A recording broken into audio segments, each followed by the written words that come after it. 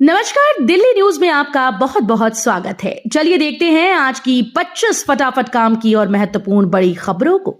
पर इससे पहले वीडियो को लाइक करना बिल्कुल न भूलें।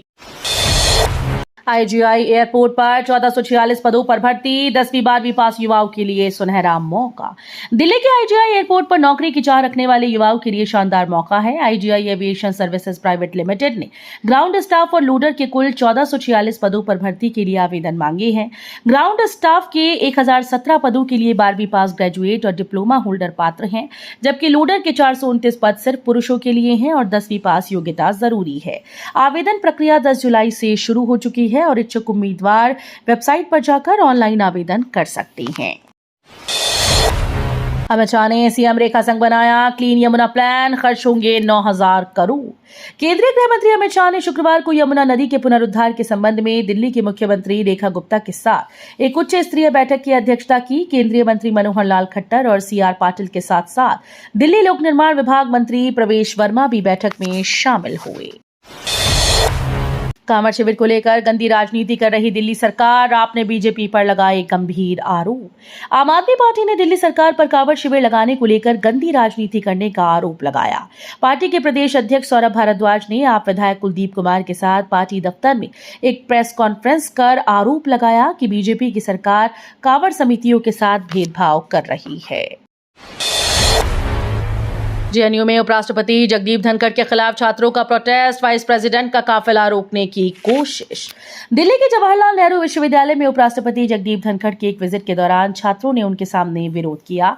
उपराष्ट्रपति धनखड़ कैंपस में भारतीय ज्ञान प्रणाली पर आधारित एक सेमिनार में मुख्य अतिथि के रूप में शामिल होने के लिए गए थे।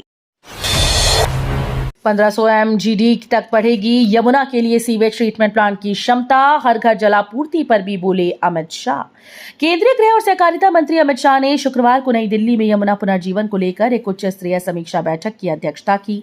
बैठक को संबोधित करते हुए शाह ने कहा कि दिल्ली प्रदूषण नियंत्रण समिति को जल प्रदूषण पर नियंत्रण लगाने के लिए एक्शन मोड में कार्य करना चाहिए। उन्होंने यमुना की सफाई के साथ साथ सीवेज ट्रीटमेंट प्लांट की क्षमता वृद्धि पर विशेष बल दिया। 10,000 करोड़ खर्च, फिर भी अधूरे हैं 24 अस्पताल। दिल्ली सरकार को अब करीब 20,000 करोड़ की जरूरत। राजधानी में लंबे समय से बन रहे 24 अस्पताल दिल्ली सरकार और दिल्ली वासियों के लिए चिंता की वजह बने हुए हैं। इन अस्पतालों पर अब तक लगभग 10,000 करोड़ रुपए खर्च हो चुके हैं, लेकिन इनका काम अभी भी अधूरा है। दिल्ली एनसीआर में फिर लगे भूकंप के झटके, लगातार दूसरे दिन कांपी धरती।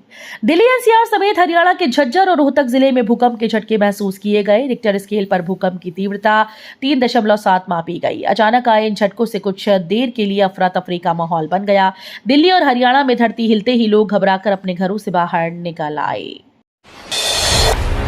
अवैध प्रवासी बनवा रहे फर्जी आधार कार्ड, सख्त हो नियम। दिल्ली के मुख्य सचिव की एलजी को चिट्ठी। दिल्ली के मुख्य सचिव ने उपराज्यपाल वीके सक्सेना को एक चिट्ठी लिखकर आधार कार्ड जारी करने की प्रक्रिया में सख्त नियम लागू करने की मांग की। ये कदम अवैध प्रवासियों के द्वारा फर्जी दस्तावेजों के जरिए आधार कार्ड हासिल करने की बढ़ती घटनाओं को देखते हुए उठाया गया। चिट्ठी में कहा गया कि कई अवैध अप्रवासी नागरिक गलत तरीके से आधार कार्ड हासिल कर रहे हैं। दिल्ली इमारत हादसे में मारे गए शख्स के लिए डीएमआरसी ने की आर्थिक मदद की घोषणा।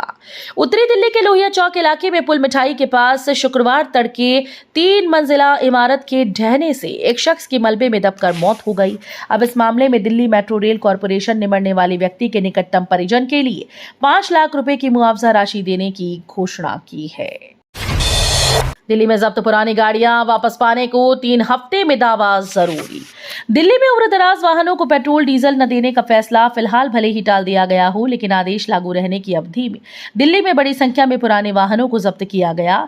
इनमें ऐसे वाहन भी शामिल हैं जो बाहरी राज्यों में रजिस्टर्ड हैं और वहां अब भी इन्हें चलाने की अनुमति है। पहली बार जब्त हुए वाहनों को उनके मालिक वापस हासिल कर सकते हैं, लेकिन इसके लिए उन्हें 3 सप्ताह के भीतर दावा करना होगा।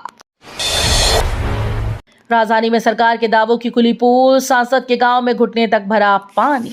सावन के पहले दिन भी मॉनसूनी बारिश में दक्षिणी दिल्ली सराबोर रही। सुबह हुई वर्षा के चलते तुगलकाबाद गांव, संगम विहार, देवली, सैनिक फार्म, फतेहपुर बेरी, आयानगर, सुल्तानपुर आदि इलाकों में पानी भर गया। सावन के पहले दिन शिवालयों में जाने वाले भक्तों को परेशानी उठानी पड़ी। दक्षिण दिल्ली में 50 करोड़ की विकास योजनाओं को मिली मंजूरी। दक्षिण दिल्ली के निवासियों के लिए राहत और विकास की सौगात जल्द मिलने वाली है। दक्षिण जिले के district development coordination and monitoring committee की बैठक में लगभग 50 करोड़ रुपए की विकास योजनाओं को मंजूरी दी गई। बैठक की अध्यक्षता दक्षिण दिल्ली के सांसद रामवीर सिंह बिधूड़ी ने की। अंतरिक्ष से धरती पर 14 जुलाई को लौटेंगे शुभांशु शुक्ला, नासा ने किया ऐलान। नासा ने बताया कि अंतरिक्ष यात्री शुभांशु शुक्ला और एक्सियोम-4 मिशन के 3 अन्य सदस्य 14 जुलाई को अंतर्राष्ट्रीय अंतरिक्ष स्टेशन से धरती के लिए रवाना होंगे। नासा के वाणिज्यिक यात्रा कार्यक्रम के प्रबंधक स्टीव स्टिश ने बताया कि हम वापसी पर काम कर रहे हैं और एक्सियोम-4 की प्रगति पर बारीकी से नजर रख रहे हैं। दिल्ली के आजाद मार्केट में 3 इमारतें ढहने से मचा हड़कंप, एक व्यक्ति की मौत। राजधानी दिल्ली के आजाद मार्केट में शुक्रवार सुबह 3 इमारतें ढहने की खबर है। शुरुआती जानकारी में इस हादसे में गंभीर रूप से घायल हुए एक व्यक्ति की मौत हो गई। मृतक की पहचान मनोज कुमार के तौर पर हुई। माना जा रहा है कि कुछ और लोग भी मलबे में दबे हो सकते हैं। रील बनाने वालों के लिए सुनहरा मौका, सरकार देगी 5,000 रुपए तक का इनाम। अगर आप रील बनाते हैं तो ये शौक अब आपकी कमाई का जरिया बन सकता है। भारत सरकार ने स्वच्छ सुजल गांव रील मेकिंग प्रतियोगिता शुरू की, जिसमें भाग लेकर आप 5,000 रुपए तक का नकद इनाम जीत सकते हैं। ये प्रतियोगिता जल जीवन मिशन और स्वच्छ भारत मिशन ग्रामीण के तहत चलाई जा रही है। भारत की जनसंख्या 2061 के बाद घटेगी, सदी के अंत तक चीन से दुगनी होगी आबादी। भारत की जनसंख्या में आने वाले कुछ सालों में बेहद अहम बदलाव देखने को मिलेंगे। मैकेंजी की एक ताजा डेमोग्राफिक रिपोर्ट और संयुक्त राष्ट्र की वर्ल्ड पॉपुलेशन प्रोस्पेक्ट्स 2024 के अनुसार भारत की आबादी 2061 में अपने चरम पर पहुंचकर 1.7 अरब हो जाएगी, जिसके बाद इसमें गिरावट शुरू होगी। दिल्ली में मेट्रो के गोल्डन लाइन विस्तार को लेकर यहां गरजा बुलडोजर, कई मकानों और दुकानों को किया गया ध्वस्त। एरो सिटी से तुगलकाबाद तक मेट्रो के गोल्डन लाइन कॉरिडोर पर खानपुर के पास बचे हुए 250 मीटर के हिस्से में अब जल्द काम शुरू हो जाएगा। दक्षिणी जिला प्रशासन ने अधिग्रहित 43 दुकानों के साथ 11 मकानों के कुछ हिस्से को तोड़ने की कार्रवाई की। फरीदाबाद में अनंगपुर के बाद लकड़पुर में भी बुलडोजर एक्शन की तैयारी।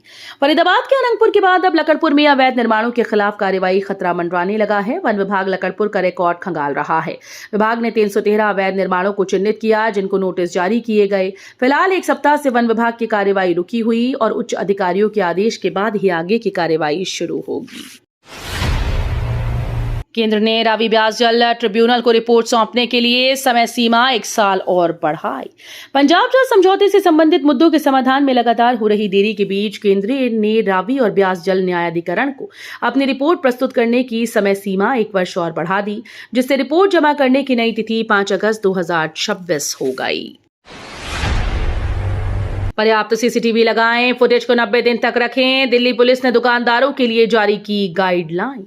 दिल्ली पुलिस ने शहर के एरो सिटी इलाके में मौजूद होटल्स और पेट्रोल पंपों सहित सभी प्रमुख व्यावसायिक प्रतिष्ठानों को एक खास हिदायत दी। पुलिस ने इन सभी से अपने परिसर के सामने 50 मीटर के दायरे में पर्याप्त संख्या में सीसीटीवी कैमरे लगाने का निर्देश दिया। साथ ही उसमें हुई रिकॉर्डिंग को कम से कम 90 दिन या 3 महीनों तक अनिवार्य रूप से सुरक्षित रखने के लिए कहा है।